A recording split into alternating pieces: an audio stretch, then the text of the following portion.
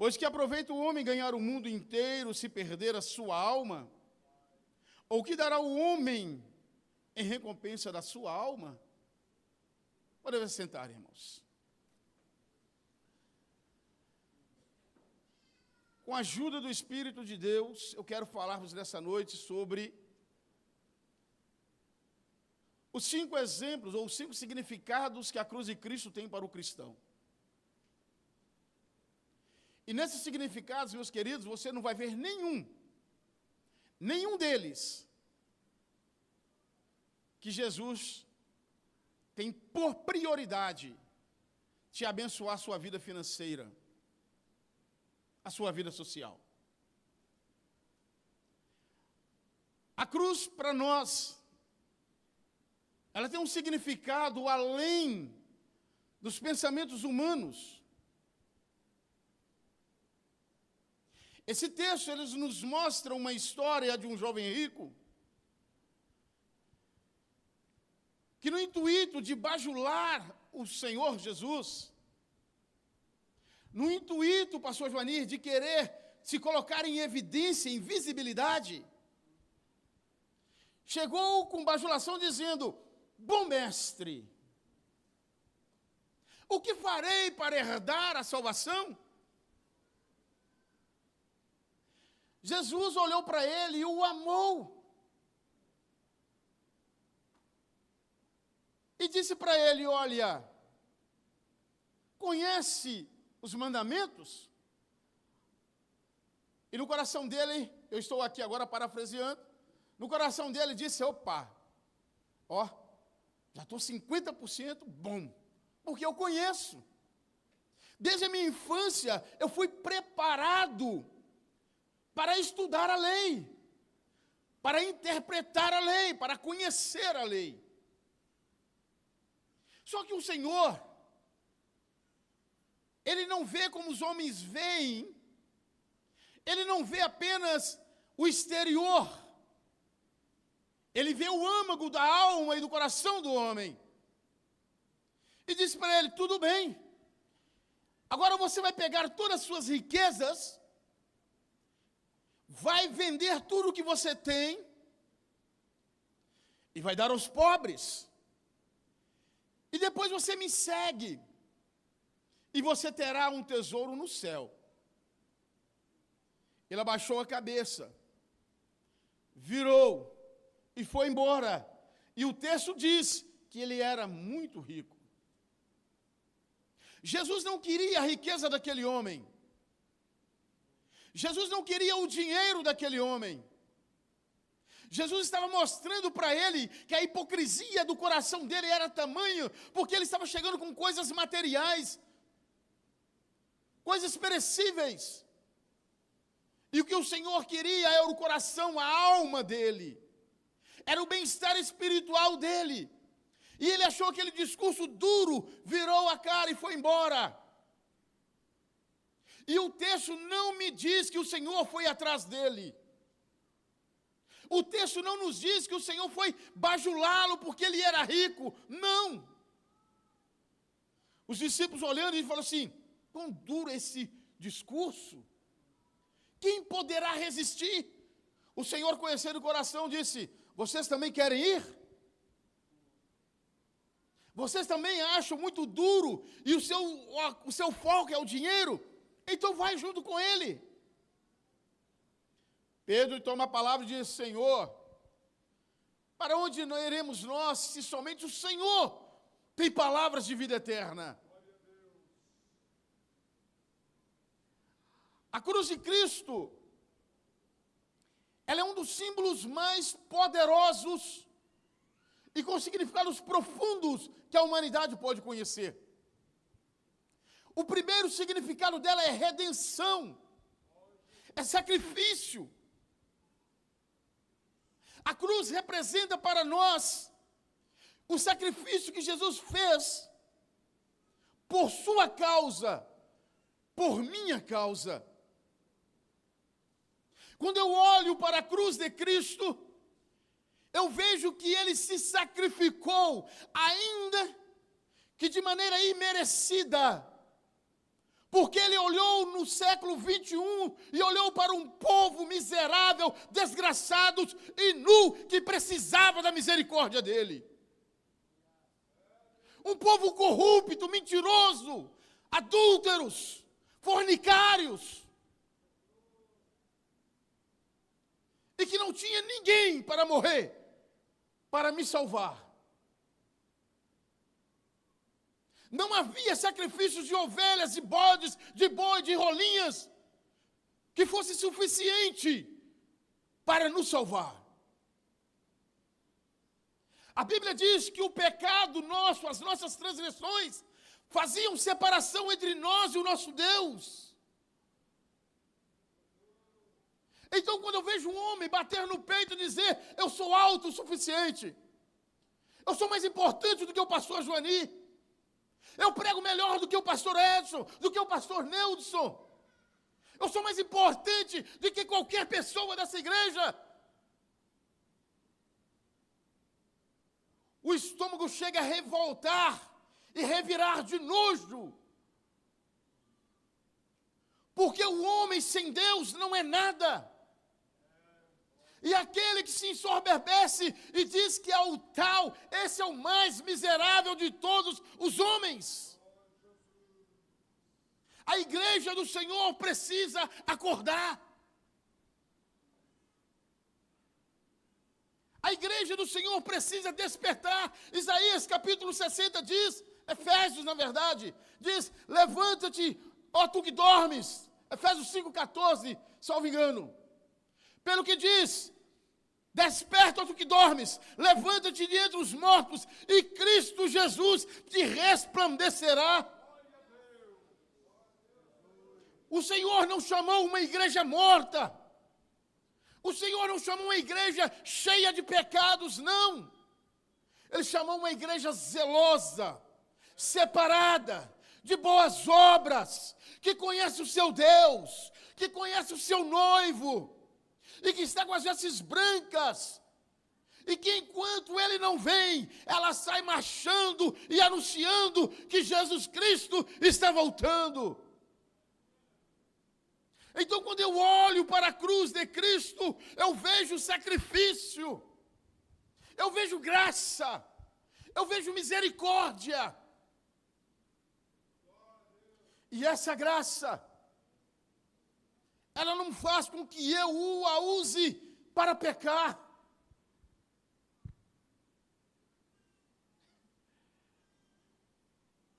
Eu estou rindo aqui, irmãos, porque eu sou um homem que eu nunca tive medo. E se Jesus me revelasse aqui quem é, eu falaria. Mas assentado aqui, ó, enquanto a irmã estava cantando, o Senhor falou comigo que aqui tem pessoas que estão presos na pornografia. Se você acha que não é Deus, faz prova com Deus. Tem pessoas aqui presas em pornografia e acham que está tudo certo. Tem pessoas aqui que estão bebendo Heineken e estão se alegrando, achando que é homem de Deus, achando que é jovem de Deus, achando que é jovem de Deus, achando que é mulher de Deus. Mas os olhos do Senhor são como chamas de fogo, estão contemplando, e uma hora o Senhor vai te pegar. A cruz de Cristo é renúncia. A cruz de Cristo é mudança de vida. A cruz de Cristo, para eu receber milagre, eu preciso me posicionar. Para eu ver o Senhor operar, eu preciso colocar a minha vida em postura. O sacrifício não pode ser somente de Jesus. Aquele que quiser vir após mim, tome a sua cruz, negue-se a si mesmo, mas hoje o homem não quer negar a si mesmo. O homem quer hoje visibilidade. Se o pastor Joani não colocar em lugar de destaque, o pastor Joani não presta. Se a irmã do ciclo de oração não deu oportunidade para ela reger, para ela cantar, a irmã não presta, porque eu preciso estar em evidência. Mas a evidência aqui é o Espírito de Deus. Aqui não é lugar de estrelas, aqui não é lugar de maiorais, não. Aqui é lugar de pecadores confessos que se arrependeram, que entraram debaixo da torneira da regeneração, entregaram suas vidas e disseram: Senhor, sou miserável, sou desgraçado, sou nu, mas eu preciso da tua misericórdia. Aleluias! Sabe por que o mundo está te amando? Sabe por que o mundo é seu amiguinho? Porque você não está refletindo a glória de Deus lá. Sabe por que na faculdade, na sua escola, no seu trabalho, ninguém te respeita?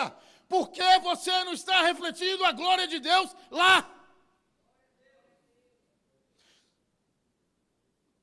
Na aula de tarde eu tenho falado com os alunos que os temas propostos pela Umadecop, posicionamento, identidade, são temas que não poderiam ficar no esquecimento. Porque se eu me posiciono a favor do Evangelho, eu preciso me preparar para ser rejeitado, para ser desprezado, para ser perseguido, para ser ultrajado, para ser pisado, mas também eu preciso me preparar para ver milagres acontecer, para ver batismo no Espírito Santo vai acontecer, milagres extraordinários.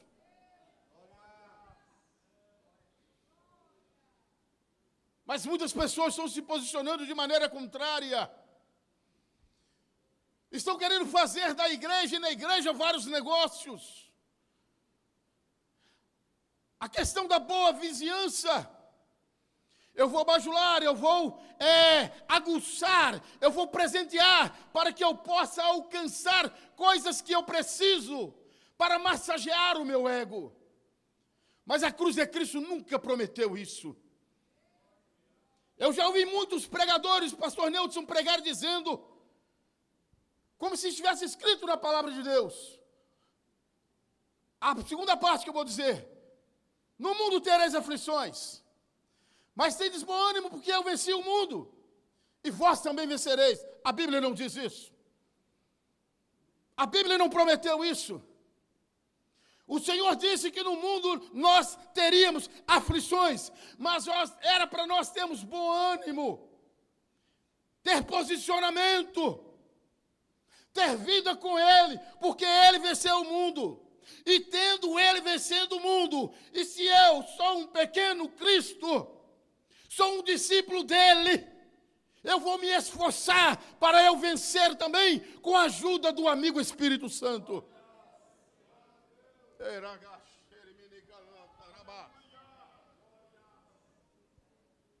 Mas sabe o que está envenenando a igreja?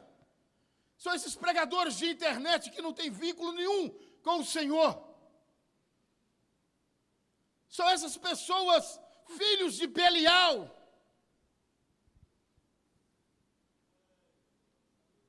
que estão vendendo promessas falsas. Pessoas vendendo por questões financeiras. Uma oração, 10 mil reais. Uma oração e uma revelação, 15 mil reais. Uma oração, uma revelação, uma profecia, mais 25 mil reais. E um bando de idiota vai lá e compra e paga, são enganados, estão indo para o inferno, porque não querem aceitar a verdade do Evangelho de Cristo Jesus. Na segunda carta de Paulo aos Coríntios, capítulo 4, no versículo 4, ele diz: nos quais o Deus desse século cegou o entendimento dos homens ou dos incrédulos, para que não lhes resplandecesse a verdade da graça de Deus, da revelação de Deus, Jesus Cristo. Se você veio para a igreja achando que ia ficar rico, achando que ia andar de carro importado, você está no lugar errado. Você veio para a casa errada. Aqui é lugar de renúncia. Aqui é o lugar de unidade. Aqui é o lugar de simplicidade.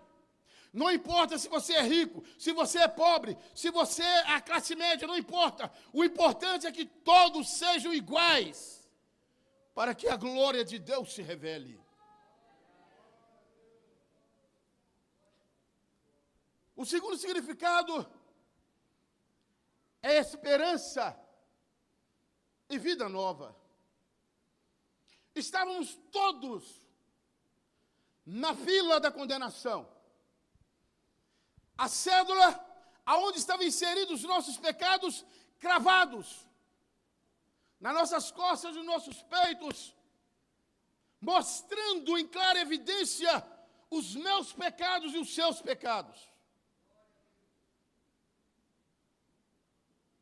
A palavra diz que procurei dentre eles, os cativos de Babilônia, alguém que se posicionasse para que tapasse as brechas, mas ninguém encontrou.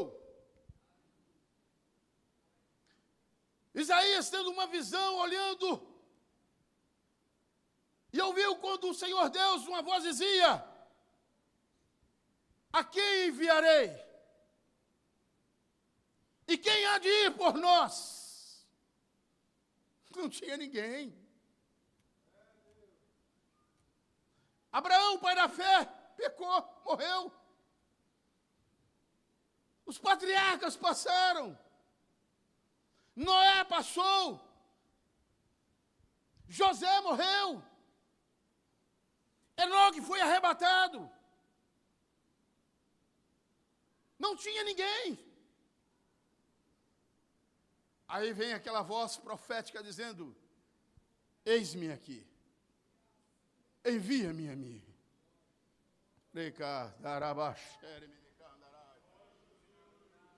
Eis-me aqui. Envia-me a mim. Esperança para um homem caído. Uma vida nova para o homem destruído, manchado pelo pecado. O homem que não tinha nome, que não tinha moral, que não tinha conduta. Mas lá no início, o Senhor Deus proveu a minha salvação. E eu valorizo a minha salvação. Eu não barganho com a minha salvação. Eu não brinco com a minha salvação. Estou longe de ser perfeito. Sou o maior pecador dentre vós. Mas o que faz a diferença é que eu sei o pecador que eu sou. E eu sei o Deus que eu sirvo e que Ele é poderoso para me perdoar. Eu não escondo o pecado, eu não brinco com o pecado. Pelo contrário, tem muitos machões, pastor Joaninho, que dizem assim: eu sou super-homem, eu posso enfrentar. Não, apóstolo Paulo nos aconselhou a fugir até mesmo da aparência do mal. Não queira brincar com Satanás, meus irmãos. O mesmo apóstolo nos ensinou a não subestimar a força de nossos ardis. Enquanto somos prepotentes, orgulhosos, presunçosos, Satanás só está arquitetando, só está promovendo circunstâncias para derrubar. Mas sabe o que eu me seguro? A Bíblia diz que Deus não fará nada na terra sem antes revelar os teus servos, os profetas. Todas as vezes que Satanás arma ciladas contra nós, o Espírito de Deus chega e assopra aos nossos ouvidos: não temas, porque eu sou contigo. Não te assombres, porque eu te ajudo. Eu sou o teu escudo e o teu broquel. Aleluia! Uma esperança e uma vida nova. Eu não tinha isso. Não tinha. Meus avós serviam o Senhor, mas os meus pais não. Meu pai, um italiano, cara fechada, bravo, macumbeiro. Dizia que tinha uma oração de um tal de sei lá, de orelha parada, que ele ia para o inferno e voltava no inferno a hora que ele queria. Minha mãe só usava a Bíblia Sagrada para nos açoitar e para nos ameaçar. Honra teu pai e tua mãe, que é o primeiro mandamento com promessa. Mas nunca terminou de citar os demais versículos. Eu tinha tudo para ser um projeto falido. Eu tinha tudo para ser um ébrio, cachaceiro, igual meu pai foi. Mas Jesus me escolheu e me chamou. Pastor Elcio ouviu da boca da minha mãe isso que eu estou dizendo. Que toda a vida fui diferente de toda a minha família. Que com a idade de 5 anos de idade já pregava o evangelho na estação de Resplendor e na estação de Aimorés, ao visitar os meus pais e meus avós. Minha avó dizia que o meu avô, para o lado paterno, um homem português, minha avó italiana, e eu cambotinha, pequenininho, até hoje eu sou pequeno, mas cambota eu não sou mais. E ele dizia que eu ficava levantando as perninhas e dizendo, arrependei-vos, porque Jesus está voltando e vocês vão para o inferno. E a pregação não mudou, não. Eu fiquei sabendo também pela boca dos meus avós, que ainda de colo, bem mais jovem, era nenenzinho, bem mais novo do que quando o Levi nasceu. Me colocaram dentro de um berço na casa ali, na Barra do Coeté, em frente à cerâmica, onde era do Juraci. Trancaram a casa e saíram. Um berço alto, assim, que os berços antigos, os mais antigos sabem que berço é esse. Quando voltaram, eu não estava dentro do berço, casa trancada. Ficaram em desespero me procurando. Aonde o Elias está? Minha mãe disse, a mamãe esteve aqui e pegou ele. Foram na casa da minha mãe, da minha avó. Não está aqui. O que aconteceu com meu neto? E o Espírito de Deus revelou para minha avó onde eu estava. E ela pegou os meus pais e foram. Eu estava no meio do quintal, em cima de um muro de imundícias, na beirada de um pé de manga. Quem me colocou lá? O diabo. Queria me matar. Vocês acham que isso é pouco? Depois de adulto, filhos casados, saindo da usina, de bicicleta, perto do Panorama Town Hotel, ali em Patinga, na avenida principal, na rodovia, eu vindo embora de bicicleta, e aí a voz de Deus falou comigo assim, meu filho, levanta a cabeça. Quando eu levantei a cabeça, uma carreta vindo em alta velocidade, o pneu dela soltou, e veio quicando, e veio em direção a mim. Eu travei no guidão da bicicleta, só deu tempo de eu virar o guidão, a roda bateu de lado, bateu na quina de uma construção de andaimes que estava lá, voltou em mim novamente, eu abaixei a cabeça, porque eu não conseguia sair do lugar, bateu de volta no ponto de ônibus, veio até mim novamente, eu abaixei a cabeça, bateu no poste na esquina e voltou novamente para cima de mim e caiu deitada no chão. Eu fiquei 15 minutos parado em cima da bicicleta. E quando eu estava indo embora, passando pela o Vila Celeste, para chegar no Canaã, eu empurrando a minha bicicleta, parei na rotatória, olhei para um lado, olhei para o outro, não vinha carro, não vinha moto, não vinha bicicleta. Quando eu fui passar, veio uma estrada do inferno e me bateu no mesmo dia, irmãos. No mesmo dia, com diferença de 15, 20 minutos. Acertou em mim, que eu caí para um lado da bicicleta para o outro. Eu olhei, não tinha acontecido nada. Peguei a minha bicicleta, fui empurrando ela para casa, quase chorando. E quando eu cheguei em casa, abri a porta da garagem, coloquei e entrei para o apartamento. Minha filha, já casada, me ligou, ô pai, como é que o senhor está? Eu disse, estou bem. Não, pai, não minta para mim, como é que o senhor está? Eu estou bem, tá não, pai. Porque Deus usou uma irmã e disse que foi feita uma reunião no inferno para ceifar a vida do Senhor hoje, porque ele sabia das almas que o Senhor iria ganhar para Deus, e ele não queria, e ele determinou que hoje ceifaria a vida do Senhor. Mas Deus disse que antes dele encostar no Senhor, o escudo estava adiante de ti.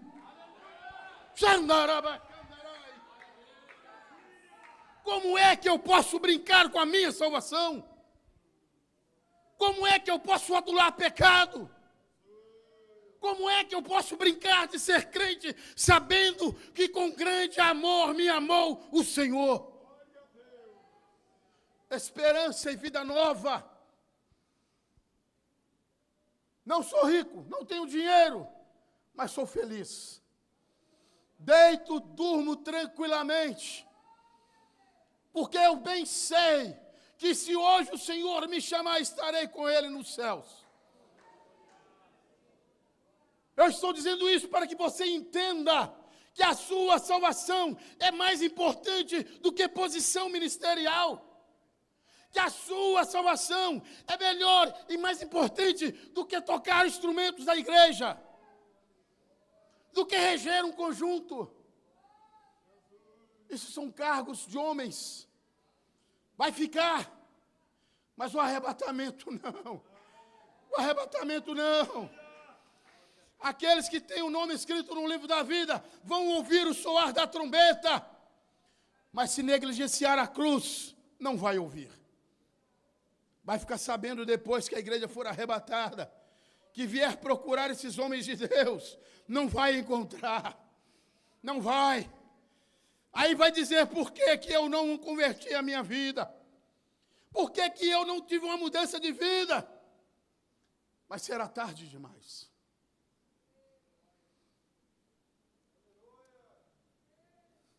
Esperança, novidade de vida.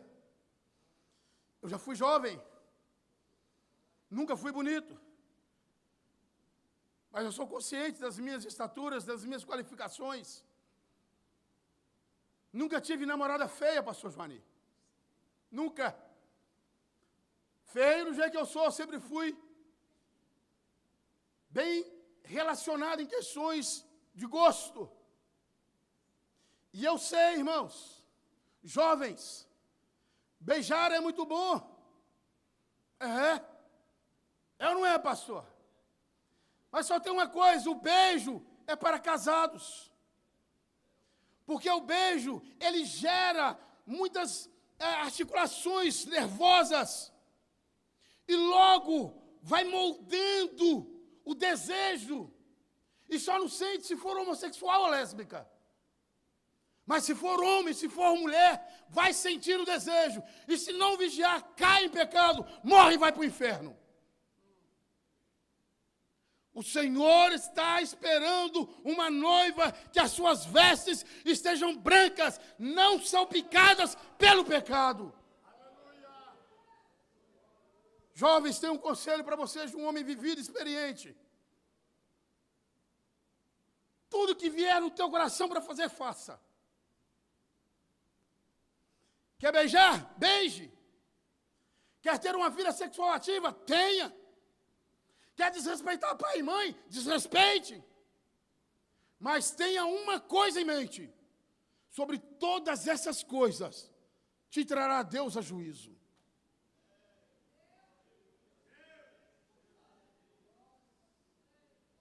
Não sabeis vós que vós sois templo do Espírito Santo, e que o Espírito Santo habita em vós, e que se alguém destruir o templo do Espírito Santo, que sois vós, Deus o destruirá. Não brinque com o templo do Espírito Santo. Irmãos, não brinquem de ser crentes.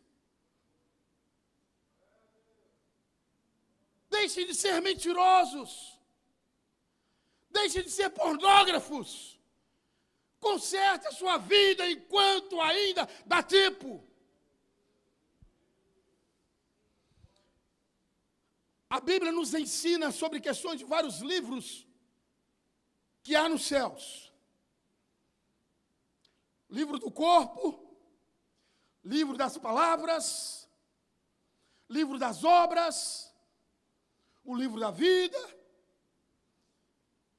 E quando o homem, ou a mulher, ou o jovem que ficar fora do arrebatamento, ousar se desculpar diante de Deus, passará Deus Ordenará o anjo, abra o livro das obras, das palavras, e serão envergonhados. Mas hoje o Senhor tem esperança e vida nova para todos. Ah, pastor, mas isso não é para mim, isso é para o crente que não vem na igreja. Não, isso é para nós. Porque se fosse para eles, eles estariam aqui. Deus não age por quiromancia, por astrologia. Não. Ele é onisciente, onipotente, onipresente. E Ele marcou esse dia para que eu e você nos consertássemos com Ele. A cruz para nós reflete sobre a identidade cristã. Muitos carregam um crucifixo, outros com dizeres: estou assim com Jesus, ó, coladinho com Ele. Aí a Bíblia vai e me lembra do texto que diz: olha, esse povo diz que me ama com a boca, mas o coração está longe de mim. O que as suas atitudes falam que você é?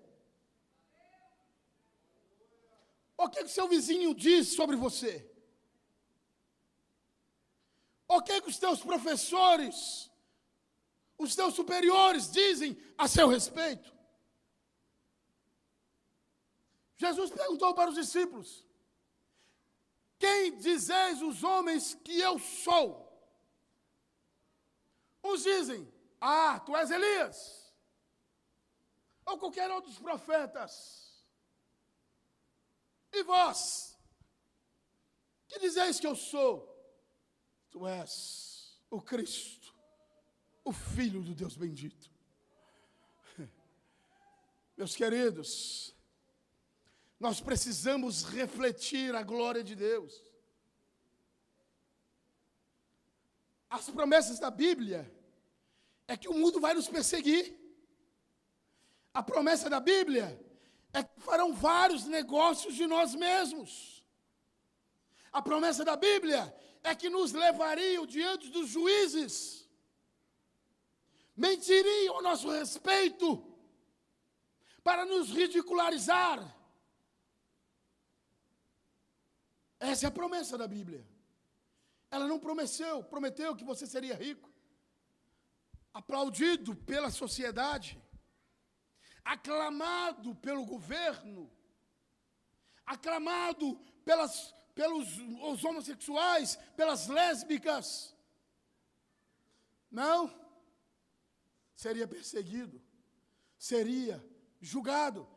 Mas a promessa é: não te preocupes, porque quando for inquirido acerca de qualquer coisa, não te preocupes com o que há de dizer, porque o Espírito responderá por vós. Se você se posicionar, se você manter a sua identidade, deixa que tudo é com o Senhor. Tudo é com o nosso Deus.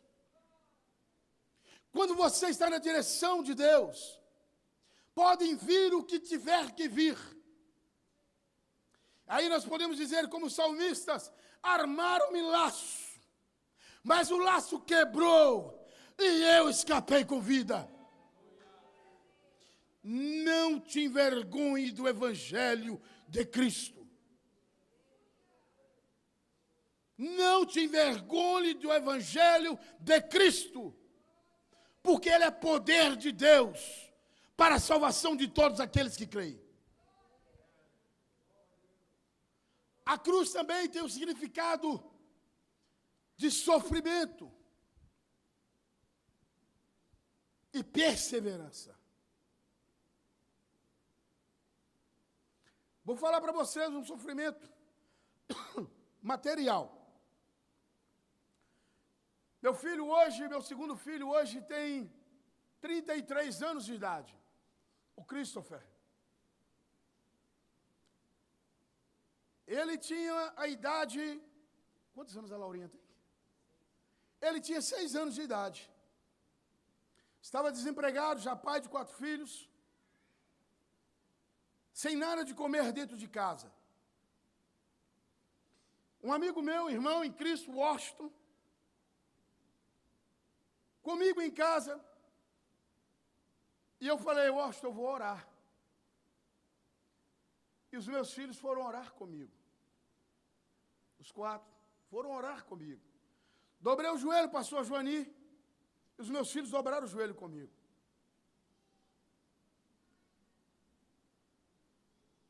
Pedindo ao Senhor uma provisão.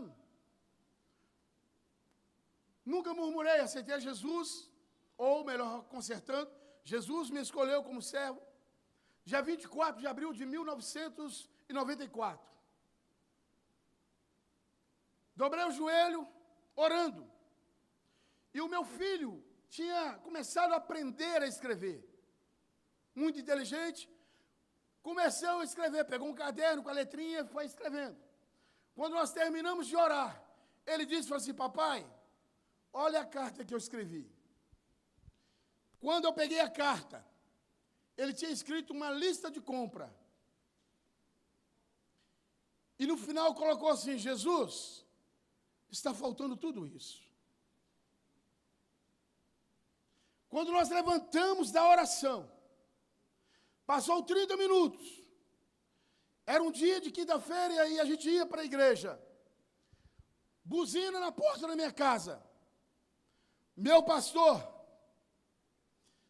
Joani conhece, pastor Vicente Chaves.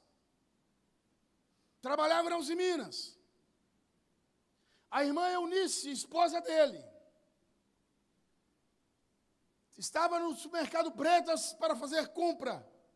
Quando ele chegou, Deus falou com ele, assim, meu filho, pega outro carrinho, e eu vou dizer para você tudo quanto você precisa colocar nesse carrinho. Porque o meu servo Elias e os teus pequenos estão clamando por isso. E o pastor Vicente Chaves sempre foi um homem cético, controlado, quase não se ouvia falar em mistério.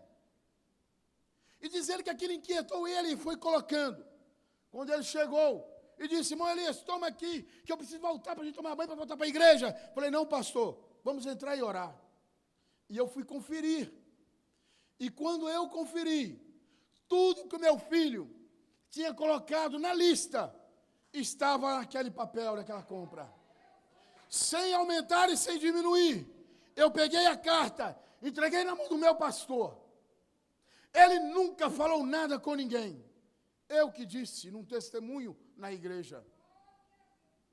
Porque todo sofrimento que nós passarmos é humano.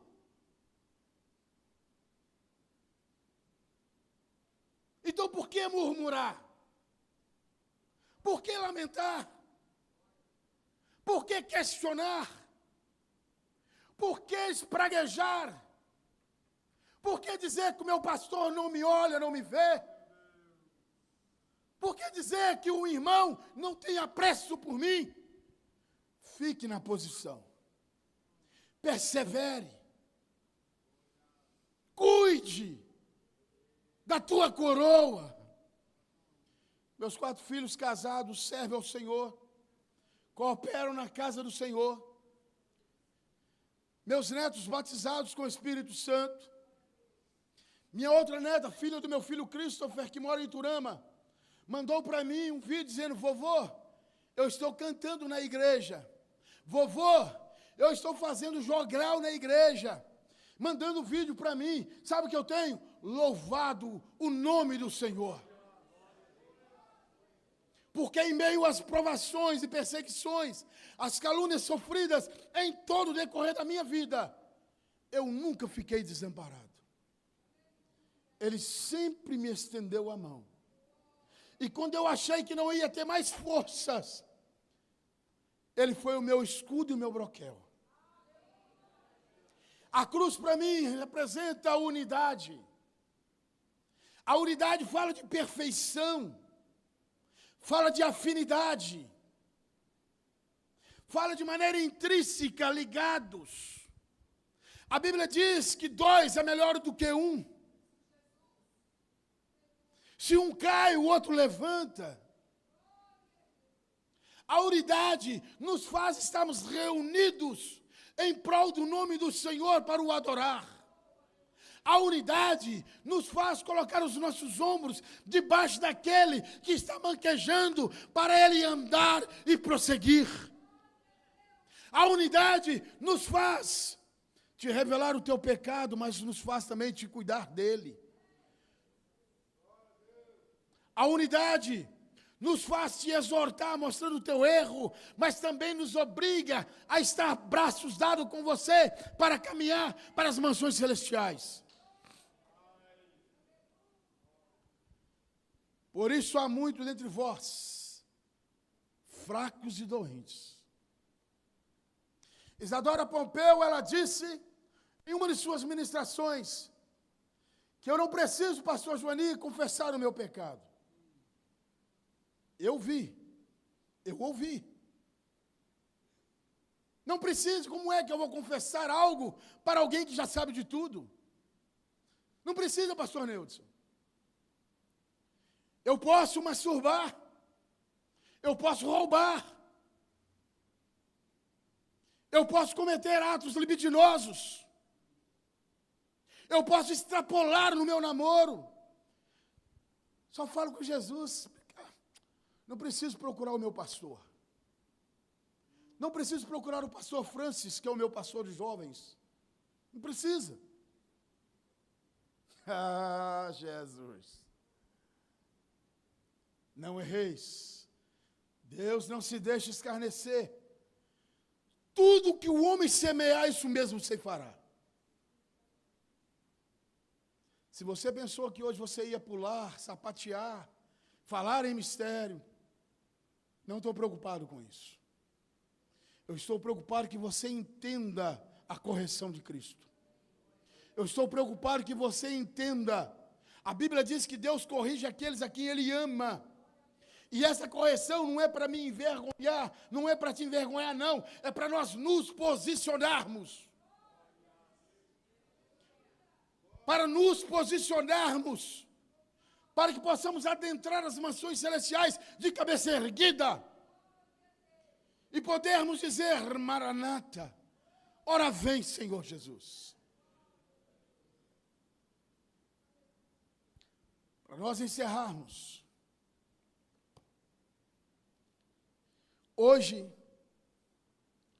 os crentes, os pregadores coaches, estão ensinando que você é o dodói de Cristo. Você pode tudo. E o grau de intimidade me permite chamar Jesus de você.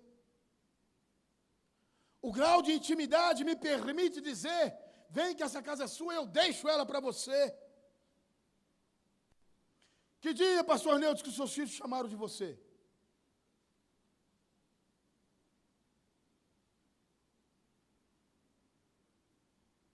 Meu filho caçula tem 29 anos. A mais velha tem 35. Eu fui pai aos 17 anos e 6 meses de idade, casado. Já era casado, irmãos. Não foi fora de casamento, não foi antes de casamento, não. Foi casados. Casei com 17 anos. Com 17 anos e 6 meses, a minha filha nasceu.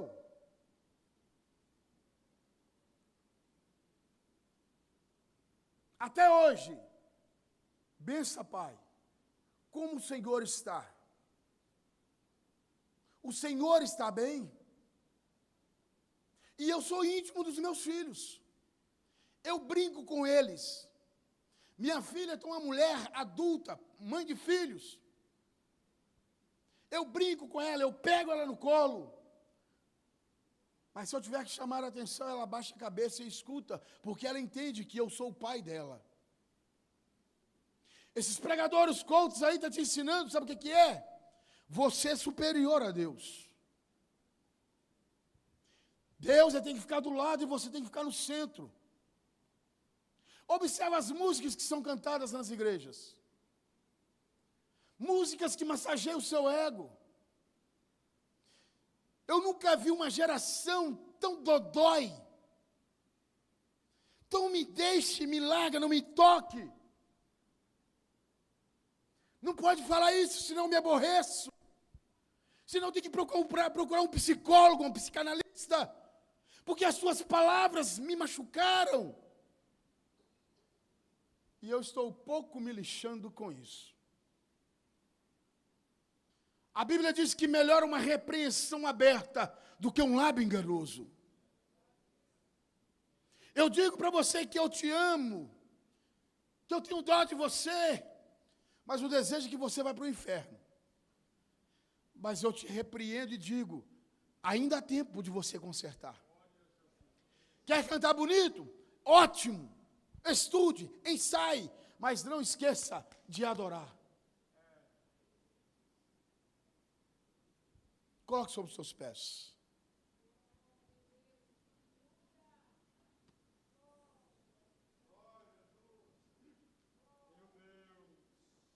É o culto da família. E no culto da família é para nós aprendermos. Não estou doutrinando a igreja. Essa é a obrigação do meu pastor. Mas eu não posso me calar diante daquilo que Deus está me dizendo.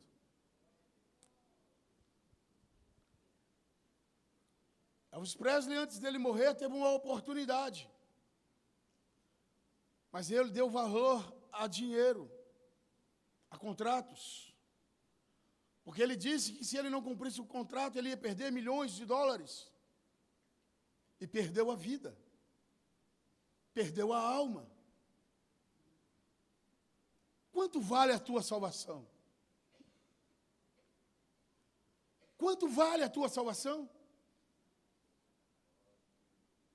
A inimizade com a tua irmã, com o teu irmão, com o teu amigo, vale o preço da tua salvação? A tua irresponsabilidade com as coisas de Deus, vale a tua salvação? A tua amizade lá no mundo, vale mais do que a tua salvação?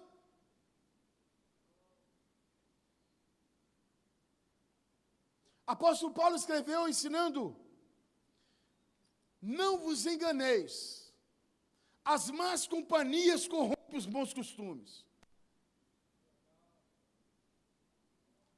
Há um coach dizendo aí, que para eu ganhar os maconheiros, eu preciso fumar uma.